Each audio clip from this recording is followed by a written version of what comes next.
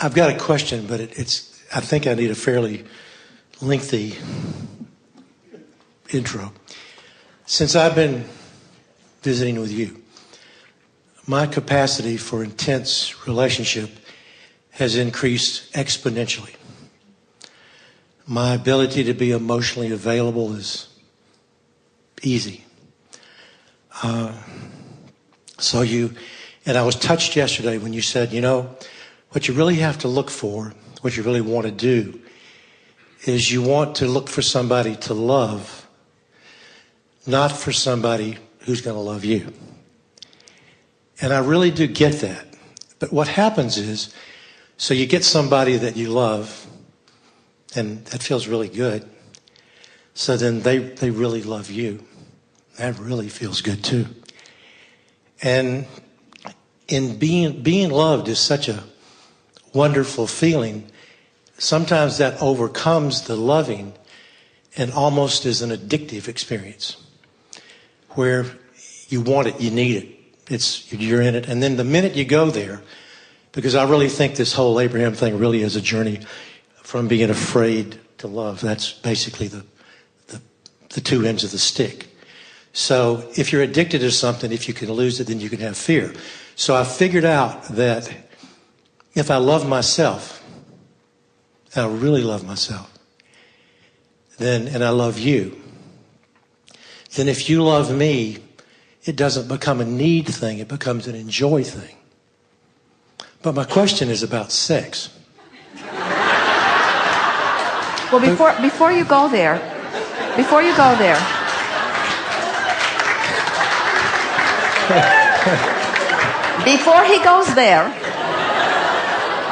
I want to clarify, because everything you said is wonderful and we are in agreement with it, but there's something that we want to enhance just a little bit. And that is that when you say that you have found that you can be emotionally available, we want to encourage you to decide to be only emotionally available to the source within you.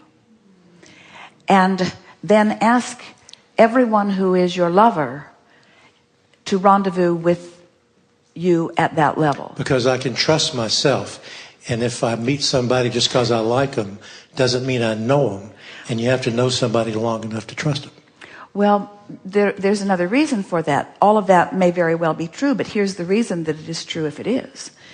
If you've decided to only be emotionally available to the source within you, so that now the fullness of who you are is holding that other person as your object of attention. Right. Now, in that complete alignment with source, you are just flooding love to you and through you and all over them. And how they are accepting it and what they are reflecting back becomes irrelevant.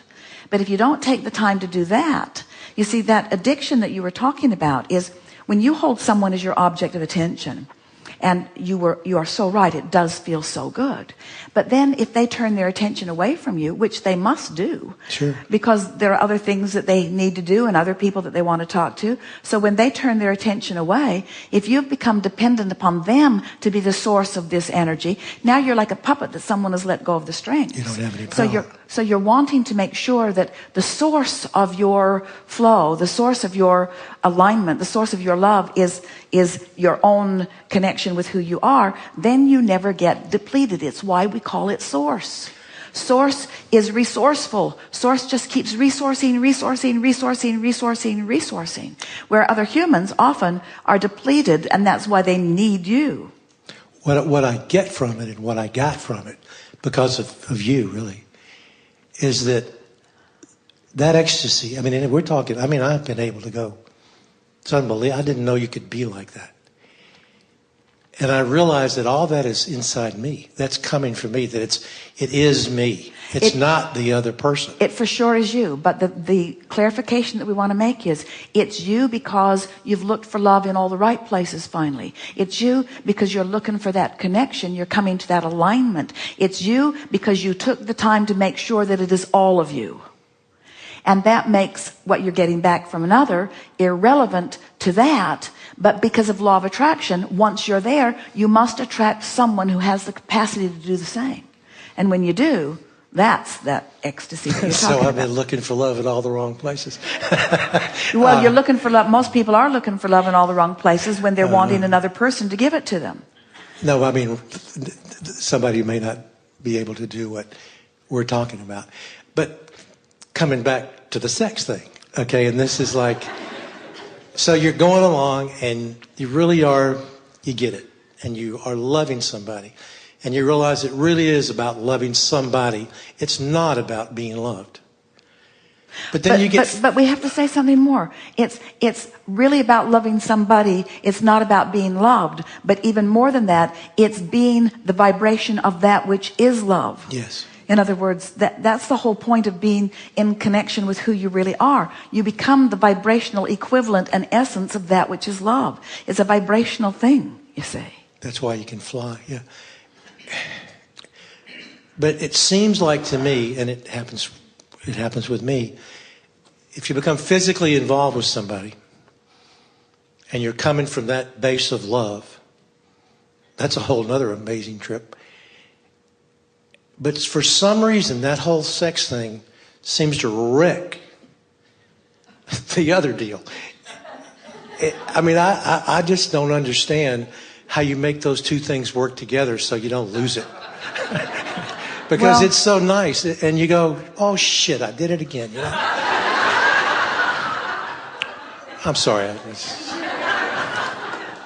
Well, it's about, in the instance that you've offered, it's about being distracted from your alignment. So if that is your experience, something's happening in the physicalness of it that is distracting you from your alignment. And it may just be that your alignment wasn't secure enough prior to the physical interaction. It could be that. Because when you are in alignment with who you are, in other words, every single subject, whether it's sexuality or a conversation or building a piece of furniture, in every interaction, you can do it from inside the vortex or outside the vortex. Right.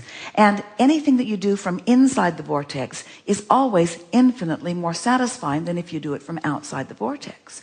So sexuality is one of those subjects, like religion or like God, where so many people are hung up about it because they have all kinds of ways that they've been thinking about it that weren't conducive to aligning them with source energy. There are a lot of people that have been condemning sex or particular kinds of sex or sexuality in and of itself in so many ways that just the engaging in it makes them feel less than connected. And we think what you're hitting upon here is that a lot of people want to make the distinction between that which is spiritual, which is that which you were describing when you were saying what a trip it is, and that which is physical or materialistic or mundane or even corporal. Well, it's different than that, though, because what happens is the whole spiritual thing is such a level of intimacy. It's just exquisite. And then what happens is you find out that the whole sexual thing it's not about bodies. It's a level of intimacy too. Yes. Which is just almost the equivalent of that. But there seems to be something in being in that arena that causes one to have a loss, a breakdown. Well, it doesn't have to be that way. That's the thing that we're saying to you. It doesn't have to be that way. And as it is your intention for it to not be that way, then in time you'll figure out what it is that you're wanting to do with the power of your own mind. But we think that the clue for you into what is going wrong falls in those opening words to us when you said that you have discovered how to be emotionally available. And it really comes to that experience that we were talking about earlier, where if you are in a vibration that is different than your partner, especially, you know what we were talking about in any union or coming together in any conversation, or especially a sexual experience, there is an innate from the perspective of both partners to want to meet somewhere in some sort of harmony.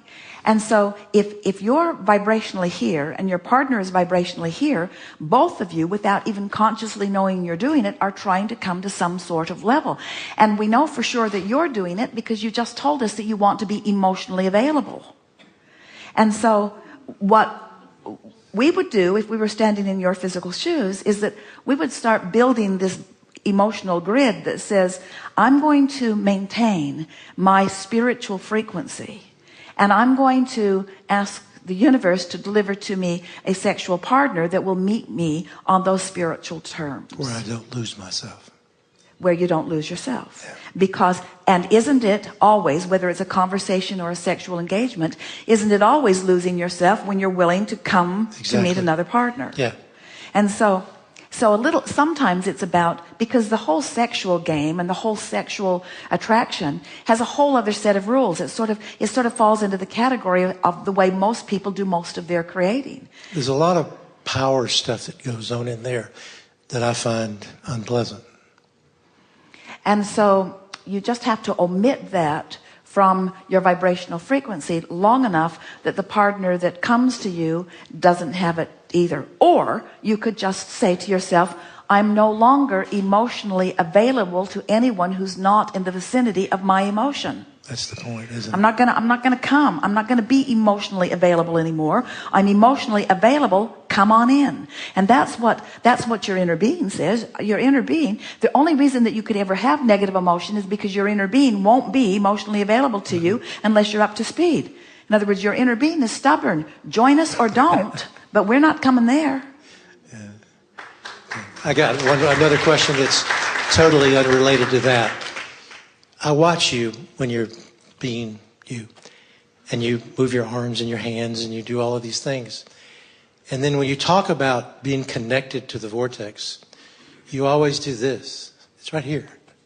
That's because that's where your solar plexus are. So that's where your translation is there a specific or more than general point of connection between physical me and source me? Not in the sense that it's here or here or here. It's cellular, and it's at the core of that which you are. And because I feel here. That's where your solar plexus are. That's where you feel emotion. But it's everywhere. It's everywhere, in every cell of your body. Okay, thank you.